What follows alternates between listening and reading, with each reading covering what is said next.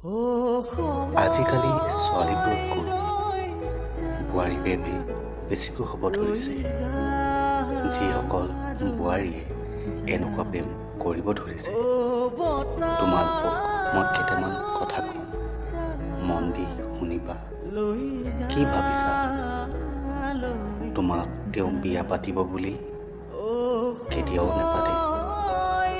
তোমাক মাত্ৰ ব্যৱহাৰ কৰিব, মিঠা মিঠা কথা কৈ তোমাৰ ভাল পোৱাৰ লাভ উঠাব। কল মেছেজ আৰু ভিডিঅ' কলৰ লগতে তোমাৰ লগত শাৰীৰিক সম্পৰ্ক কৰিবলৈ চাব। যিমান দিনে তুমি চান্স দিবা, সিমান দিনে সি ল'ব।